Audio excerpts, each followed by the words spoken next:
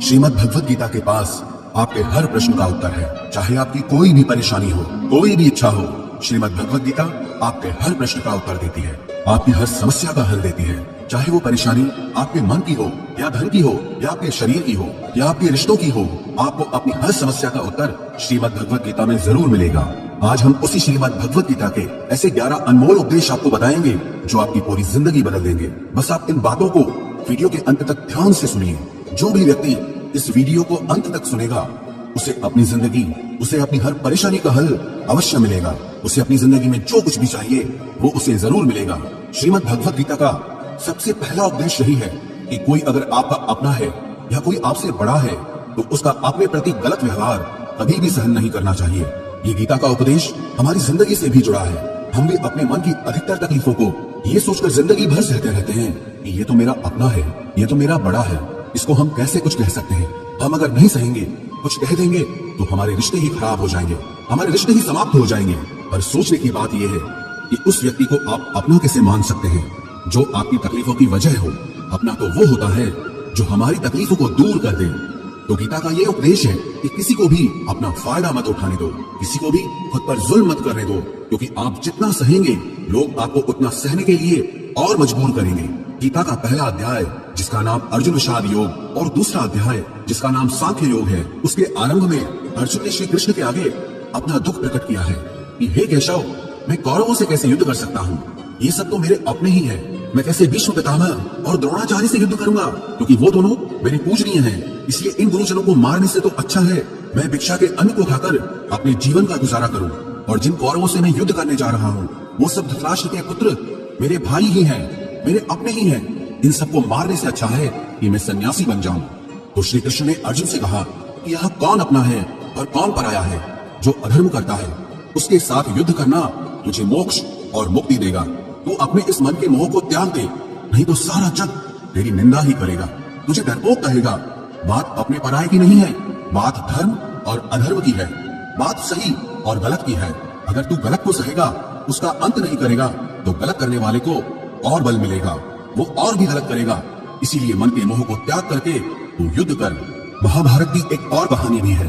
जब अर्जुन के पुत्र अभिमन्यु की युद्ध में मृत्यु हो जाती है तब अर्जुन बहुत दुखी होता है, रोने लगता है। वो श्री कृष्ण से कहने लगा कि मेरा पुत्र अभिमन्यु मर गया है, मैं ये दुख बिल्कुल भी सहन नहीं कर सकता, मैं भी अपने आप को समाप्त कर लूंगा।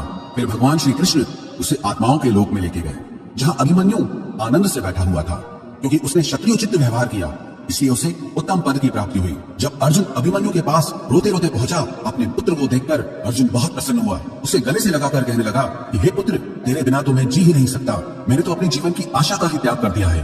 तो अभिमन्यु कहने लगा कि आप कौन हैं? अर्जुन बोला, मैं तेरा पिता हूँ, तू मेरा पुत्र है अभिमन्यु। तो अभिमन्यु कहने लगा कि कौन पिता कौन पुत्र, मेरे हजारों जन्म हुए हैं, किसी जन्म में आप मेरे पिता बनते हैं और किसी जन्म में मैं आपका पिता बनता हूँ। आत्मा का न कोई माता होता है न कोई पिता होता है। जब अर्जुन ने देखा कि मेरा पुत्र मुझे पहचान भी नहीं रहा तो उसका सारा मोह खत्म हो गया। इसलिए गीता के इस उपदेश को ठीक से समझ लो कि यहाँ कोई अपना पराया नहीं है। जो बुरे वक्त में, तकलीफ के वक्त में हमारा साथ दे, सिर्फ वही हमारा अपना है, बाकी सब पराये हैं। गीता का दूसरा उपदेश यह है कि जो चला गया है कभी उसका दुख मत करो, और जो आने वाला है उसकी बिल्कुल भी चिंता मत करो। जब महाभारत का युद्ध चल रहा था तब अर्जुन ने श्री कृष्ण से कहा कि अगर ये युद्ध हुआ तो करोड़ों लोग मारे जाएंगे। जो सैनिक और योद्धा इस युद्ध में मारे जाएंगे उनकी स्त्रियों का क्या होगा, समाज कैसे आगे बढ़ेगा। और भी बहुत सी बातें अर्जुन ने विस्तार से कही हैं। तो भगवान श्री कृष्ण ने कहा, अशोचा नन्व शोचस्त्वम प्रज्ञावादांश्च भाषसे गतासून अंगतासूश्च नानु शोचन्ति पंडिताः। श्री कृष्ण बोले, हे अर्जुन, तू बड़ी बड़ी ज्ञानियों जैसी बातें करता है, लेकिन जो सच में ज्ञानी होता है, वो जो लोग मर चुके हैं, जा चुके हैं या एक दिन जाने वाले हैं, उनकी चिंता नहीं करता है, उनका दुख नहीं करता है। तेरे हाथ में कुछ भी नहीं है, तू चाहकर भी कुछ कंट्रोल नहीं कर सकता। जीवन और मरण ये तो प्रकृति की नियति है। इसीलिए जो ज्ञानी होता है वो किसी के मरने पर भी रोता नहीं है। ज्ञानी जन ना ही बीते हुए कल का शोक करते हैं और ना ही आने वाले कल की चिंता करते हैं। इसीलिए जो होने वाला है वो होकर ही रहता है, और जो नहीं होने वाला है वो कभी नहीं होगा। ऐसा निश्चय जिसको समझ में आ जाता है, जिसकी बुद्धि में आ जाता है, उसे कभी कोई चिंता नहीं सताती, कोई दुख नहीं सताता। हमारे सारे दुखों का कारण ही यही है, या तो हम जो वक्त गुजर चुका है उसे सोच सोचकर परेशान होते रहते हैं, या भविष्य की चिंता कर करके खुद को बीमार कर देते हैं, नष्ट कर देते हैं।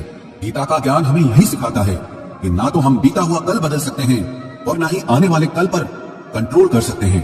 हमारे हाथ में सिर्फ वर्तमान है, सिर्फ आज का ही पल है।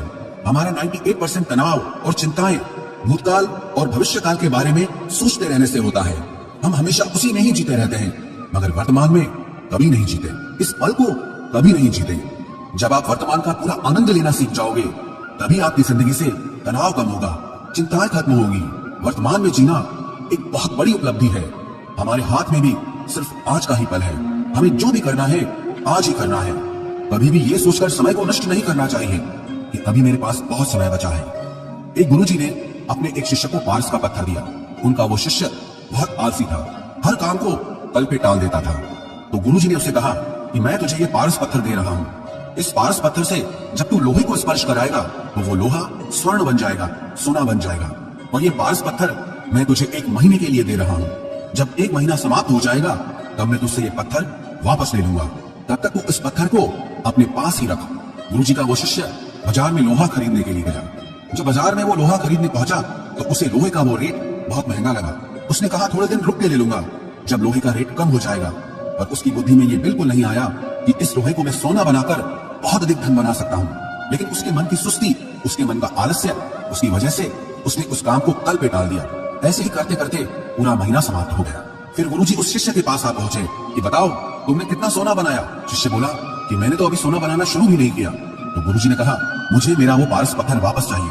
शिष्य बोला कि नहीं, मुझे थोड़ा वक्त दीजिए, मैं थोड़ा सोना बनाना चाहता हूँ। गुरुजी ने कहा ये पारस पत्थर पूरा 1 महीना तेरे पास था पर तू कुछ नहीं कर पाया, लेकिन अब समय समाप्त हो चुका है। ऐसे ही ये हमारा जीवन है, हमारी जिंदगी है, और ये समय ही पारस पत्थर है।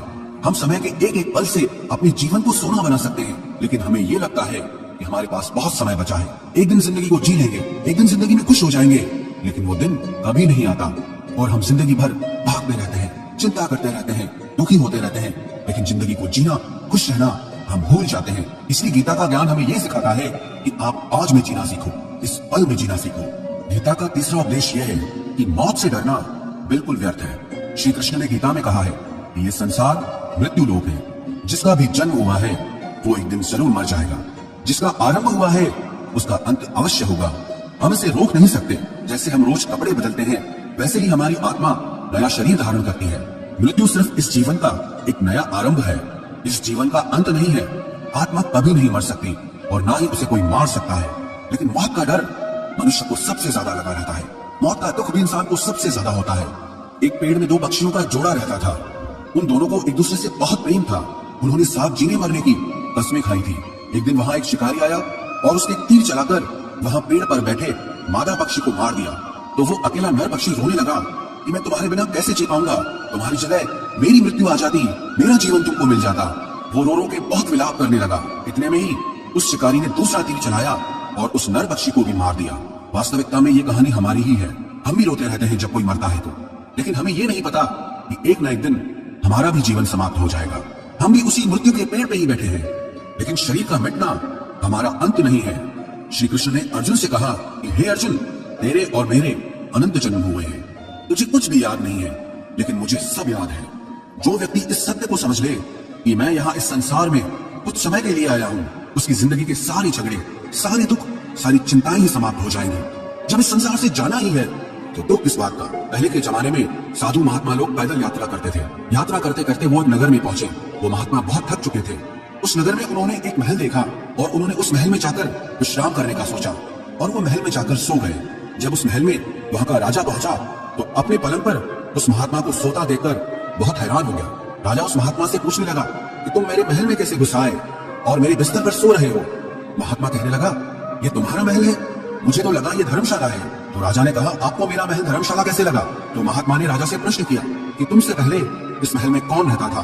तो वो राजा बोला कि मुझसे पहले मेरे पिता यहाँ पर रहते थे और उससे पहले मेरे दादाजी यहाँ पर रहते थे। तो महात्मा ने फिर प्रश्न किया कि क्या तुम इस महल में हमेशा रहोगे या तुम्हारे बाद कोई और रहेगा। तो राजा कहने लगा कि मेरे बाद मेरा पुत्र इस महल में रहेगा। तो महात्मा राजा से कहने लगे कि जिस जगह पर रहने वाले बार बार बदल जाते हो उसे घर कैसे कह सकते हो, वो तो धर्मशाला ही है। इसीलिए तेरे महल को धर्मशाला समझकर मैं इसमें रात बिताने के लिए आ गया। धर्मशाला जान जग को जीव सब मेहमान है, मोह किससे मत करो सब स्वप्न का सामान है। यदि हम इस बात को समझ लें कि हम यहाँ कुछ समय के लिए आए हैं, आनंद करने के लिए आए हैं, खुश रहने के लिए आए हैं, तो हमारे सारे दुख ही समाप्त हो जाए।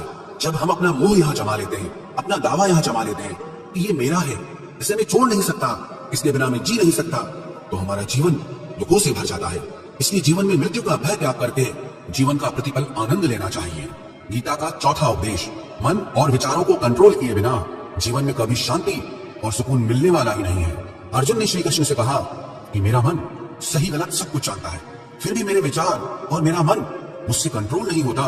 मैं जो करना चाहता हूँ वो कर नहीं पाता हूँ, और जो नहीं करना चाहता हूँ वो मेरा मन मुझसे जबरदस्ती करवाता है। इसीलिए मैं बेचैन हो गया हूँ, मुझे शांति प्राप्त नहीं हो रही। तो श्री कृष्ण ने अर्जुन से कहा, उसके लिए तुझे अपने मन और विचारों से डिटैच होकर अपने मन और विचारों को सही दिशा में ले जाने की प्रैक्टिस करनी होगी, अभ्यास करना होगा। और ये एक दिन का काम नहीं है। जब तक तू अपने मन और विचारों की गुलामी का त्याग नहीं करता, तब तक तुझे जीवन में कभी शांति नहीं मिलेगी। एक राजा था, वो बहुत बेचैन और परेशान रहता था। एक दिन वो अपने गुरुजी के पास गया और उनसे कहने लगा कि मेरा मन बहुत बेचैन है, मैं बहुत परेशान हूँ, मैंने पूरे संसार को जीत लिया है, सब कुछ है मेरे पास, पर मैं खुश नहीं हूँ, मेरे मन में सुकून नहीं है, शांति नहीं है। तो गुरुजी ने राजा से कहा कि तुम्हारे नगर में अगर कोई ऐसा व्यक्ति है जिसने सुकून को प्राप्त कर लिया है, शांति को प्राप्त कर लिया है, तुम उसका एक बार कुर्ता पहन लो तो तुम्हारे जीवन में भी शांति आ जाएगी। राजा बहुत प्रसन्न हो गया कि ये तो बहुत आसान काम है। वो अपने राजमहल में आया और राजसभा में वो सबसे कहने लगा कि आप लोगों में से जो भी शांत हो चुका हो, जिसे सुकून मिल गया हो, वो अपना कुर्ता मुझे दे दे, वो बदले में जितना भी धन मांगेगा मैं उसे दे दूंगा। सब लोग एक दूसरे का मुंह देखने लगे। पैसों का लालच आया, लेकिन सबको एक दूसरे की सच्चाई बता दी, क्योंकि किसी की जिंदगी में भी शांति और सुकून नहीं था। सब अपना सर झुकाकर वहां पर खड़े हो गए। फिर उस राजा ने पूरे नगर में ढिंढोरा बता दिया कि जिसे भी शांति प्राप्त हो चुकी हो, सुकून प्राप्त हो चुका हो, वो मेरे पास आकर अपना कुर्ता दे दे, वो जितना कहेगा उससे उतना ही धन दिया जाएगा। लेकिन एक भी व्यक्ति ऐसा नहीं मिला जिसे शांति प्राप्त हो चुकी हो। वास्तविकता में जब कोई मरता है तब हम कहते हैं कि वो फला व्यक्ति आज शांत हो गया। कभी किसी जिंदा इंसान के लिए नहीं सुना कि एक जीता जागता इंसान शांत हो गया है। राजा के सैनिक पूरे शहर में ढूंढते रहे, फिर उन्हें पेड़ के नीचे एक महात्मा तपस्या करता दिखा, जिसके चेहरे पे एक शांति थी, सुकून था। वो सैनिक उस महात्मा के पास आकर पूछने लगे कि क्या आपने शांति प्राप्त कर ली है, सुकून प्राप्त कर लिया है? महात्मा ने कहा, मैं पूरी तरह से शांत हूँ। तो सैनिक उसे राजा के पास ले आए। राजा ने उस महात्मा से प्रश्न किया कि क्या आपको शांति और सुकून प्राप्त हो चुके हैं? वो महात्मा कहने लगे, महाराज मैं पूरी तरह से शांत हूँ, मुझे कोई चिंता नहीं, मुझे किसी चीज की लालच नहीं, मुझे कोई इच्छा नहीं है।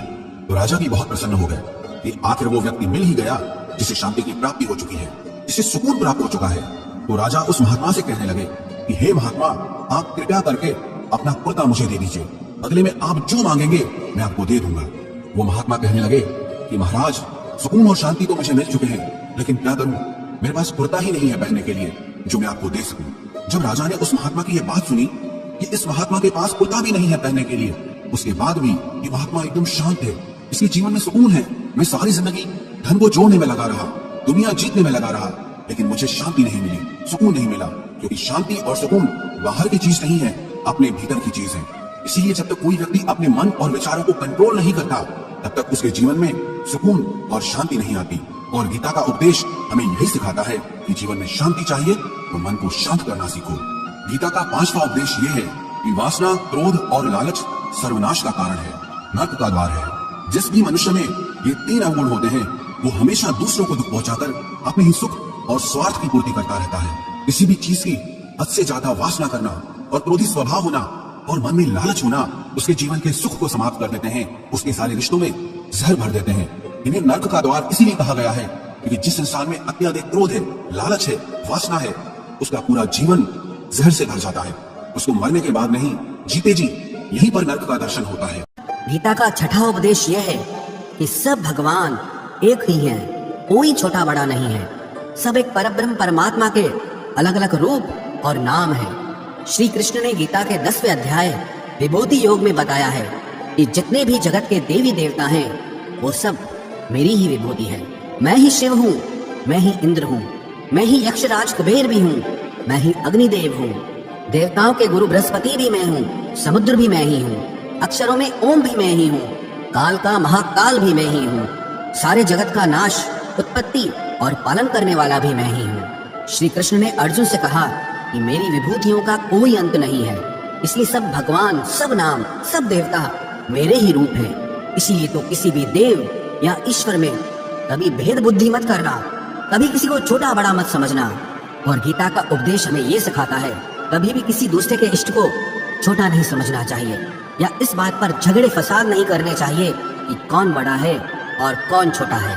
गीता का 7वां उपदेश ये है, सुख की इच्छा ही आखिर में हमारे दुखों का कारण बनती है। श्री कृष्ण ने अर्जुन से कहा कि मनुष्य जितना सुखों की लालसा और इच्छा करता है, उतना ही उसकी इंद्रियां सुख भोग में आसक्त हो जाती है, उतना ही इंसान का मन संसार के सुख और आकर्षण का गुलाम बन जाता है। और जितना सुख के पीछे भागेगा, उतना ही उसे दुख के अनुभव से भी गुजरना पड़ेगा, क्योंकि ये संसार का नियम ही है। जो चीजें शुरू में मन को बहुत आकर्षित करती हैं, बाद में बहुत दुख देती हैं, और जो चीजें शुरू में मुश्किल लगती हैं, कठिन लगती हैं, बाद में हमें बहुत काम आती हैं। गीता का 8वां उपदेश ये है, जो भी मनुष्य दुनिया के सारे सहारे छोड़कर सिर्फ भगवान को ही अपना सहारा मान लेता है, उसकी हर जरूरत वो ईश्वर पूरी करता है, उसकी हर प्रकार से रक्षा वो परमात्मा ही करता है। अनन्याश्चिन्तयो माम ये जना पर्युपासते तेषां नित्याभियुक्तानाम योगक्षेमं वहाम्यहम्। जो भी व्यक्ति मुझे ही अपना सहारा मानता है, उसका योगक्षेम मैं वहन करता हूँ। योगक्षेमं वहाम्यहम् अर्थात जो चीज नहीं मिली है उसकी प्राप्ति कराना, उसका नाम योग है, और जो चीज जीवन में मिली हुई है उसकी रक्षा करना, उसका नाम क्षेम है। तो श्री कृष्ण कहते हैं, जो मुझ पे डिपेंड हो जाते हैं, उनको जो चाहिए वो मैं जरूर देता हूँ, और उनकी हर प्रकार से मैं रक्षा भी करता हूँ। गीता का 9वां उपदेश यह है कि इस संसार में हमारा कुछ भी नहीं है। गीता सार में आपने कई बार सुना होगा कि तुम्हारा क्या गया जो तुम रोते हो, तुम क्या लाए थे जो तुमने खो दिया, तुमने क्या पैदा किया जो नष्ट हो गया, तुमने जो लिया यहीं से लिया, जो कुछ भी दिया यहीं पर दिया। जो आज तुम्हारा है कल किसी और का होगा, क्योंकि परिवर्तन इस संसार का नियम है। कल तक जिसके बिना आप जी नहीं सकते थे, आज उनसे कोई रिश्ता ही नहीं है, बातचीत तक नहीं है। कहाँ गए वो जीवन भर के सारे रिश्ते, वो सारे मित्र जो साथ जीने मरने की बातें करते थे, आज पता भी नहीं कि वो लोग कहाँ चले गए। ये संसार परिवर्तनशील है, सब लोग यहाँ बदल जाते हैं, हर रिश्ता बदल जाता है, और तो और ये हमारा शरीर भी हर दिन बदल रहा है। बचपन से जवानी, जवानी से बुढ़ापा, और एक दिन ये शरीर हमारा साथ छोड़ देता है। तो किसके लिए रोना और किसकी चिंता करना। हम सारी जिंदगी चीजों को, रिश्तों को, जिंदगी को बनाने में, सजाने में, संवारने में लगे रहते हैं, लेकिन एक दिन सब कुछ बिखर जाता है। सारी जिंदगी जिस संपत्ति, जिन रिश्तों के लिए हम लड़ते रहते हैं, एक दिन सब कुछ छोड़ करके हमें इस दुनिया से जाना पड़ता है। गीता का 10वां उपदेश हमें ये सिखाता है कि किसी से भी हद से ज्यादा मोह कभी मत करना। श्री कृष्ण ने गीता का पूरा ज्ञान ही अर्जुन के मोह को नष्ट करने के लिए कहा है। ये मोह ही है जो इंसान को सबसे ज्यादा रुलाता है। मोह इतना बलवान है कि शेर जैसे इंसान को भी गीदड़ बना देता है। जो अर्जुन युद्ध में देवताओं से भी जीत गया, पर अपने रिश्तेदारों को युद्ध में देखकर उसका हाथ कांपने लगा। वो बोला, हे केशव, मेरे हाथ में धनुष पकड़ने की ताकत भी नहीं बची है, मेरे हाथ कांप रहे हैं, मैं युद्ध नहीं कर पाऊंगा। ये मोह इतना पेनफुल होता है जिसकी पीड़ा ना सह पाने के कारण कई लोग अपनी जिंदगी खत्म कर देते हैं, आत्महत्या तक कर लेते हैं कि उस व्यक्ति के बिना हम जी नहीं पाएंगे। जीवन में किसी से भी हद से ज्यादा मोह करोगे तो जीवन भर पीड़ा का ही सामना करना पड़ेगा। जो व्यक्ति अपने मोह से बाहर नहीं आता, उसका सब कुछ उससे छिन जाता है, उसकी सारी खुशी खत्म हो जाती है। इसीलिए गीता का ज्ञान बार बार यही सिखाता है कि अपने मन के मोह को त्याग करके आप बलवान बनो, बुद्धिमान बनो, सत्य के दर्शन करो कि वास्तविकता क्या है। क्योंकि हमारा मोह हमें हमेशा झूठ ही दिखाता है, झूठ पे ही विश्वास दिलाता है और दिल में झूठी उम्मीदें जगाता है। और ये ही हमारे दुखों का सबसे बड़ा कारण है। हम ही मोह कर लेते हैं, हम ही लोगों से उम्मीदें लगा बैठते हैं, पर वास्तविकता बिल्कुल अलग होती है। लोग वैसे नहीं होते जैसे हम मान लेते हैं, जैसा हम समझ लेते हैं, क्योंकि मोह के कारण हमें सच्चाई नहीं दिख पाती, लोगों का असली चेहरा नहीं दिख पाता। इसीलिए गीता का उपदेश हमें ये सिखाता है कि जीवन में अगर आनंद और प्रसन्नता से रहना है तो किसी में भी हद से ज्यादा मोह कभी मत करना। गीता का 11वां उपदेश ये है कि इस दुनिया में अगर आए हो तो दुख तो मिलेगा ही मिलेगा, दुख से कभी घबराना मत, दुख से कभी डरना मत। श्री कृष्ण ने गीता में कहा है कि ये संसार दुखालयम अशाश्वतम है, अर्थात ये संसार दुखों का घर है। जैसे औषधालय में औषधि मिलती है, पुस्तकालय में पुस्तकें मिलती है, चिकित्सालय में चिकित्सा होती है, वैसे इस संसार को भी श्री कृष्ण ने एक नाम दिया है, दुखालय, जहाँ पर दुख मिलता हो। दुख तो यहाँ हर किसी के जीवन में आता ही है, लेकिन अगर दुख आया है तो सुख भी आएगा। इसीलिए दुख से कभी डरना नहीं चाहिए, क्योंकि ये संसार दुखालय भी है और अशाश्वत भी है। अशाश्वत का मतलब यही होता है कि यहाँ परमानेंट कुछ भी नहीं है, यहाँ सब कुछ बदल जाता है। दुख सुख में बदल जाता है और सुख दुख में बदल जाता है। सम्मान अपमान में और अपमान सम्मान में बदल जाता है। खुशी दर्द में और दर्द खुशी में कभी भी बदल जाती है। जीत हार में और हार जीत में यहाँ कभी भी कुछ भी बदल सकता है। कुछ भी परमानेंट नहीं है, ना ही हम परमानेंट हैं, ना ही हमसे जुड़ी कोई चीज यहाँ पर परमानेंट है, क्योंकि ये संसार अशाश्वत है, शाश्वत नहीं है। यहाँ सब कुछ बदलने वाला है, यहाँ कुछ भी परमानेंट नहीं रहेगा। तो आपका दुख भी परमानेंट नहीं रहेगा, इसलिए दुख से कभी भी डरना नहीं चाहिए। गीता का ये उपदेश हजारों साल पुराना है, लेकिन आज भी नए से नया है। पूरे विश्व में गीता को सबसे ज्यादा पढ़ा गया है और सबसे कम समझा गया है। श्रीमद् भगवद गीता के ये उपदेश अगर कोई व्यक्ति ठीक से समझ ले और उसे अपनी जिंदगी में उतार ले, तो ये पक्की बात है, वो अपनी जिंदगी में जो चाहे वो हासिल कर सकता है। अपने जीवन की हर समस्या से वो एक पल में बाहर आ सकता है। श्रीमद् भगवद गीता के इस दिव्य उपदेश को हमें बार बार सुनना चाहिए, हर रोज सुनना चाहिए। जब भी जीवन में कोई चिंता या परेशानी आए तो एक बार इस उपदेश को जरूर सुन लेना और मन में ये विश्वास रखना कि गीता का ये उपदेश आपकी जिंदगी की हर परेशानी में आपको राह अवश्य दिखाएगा।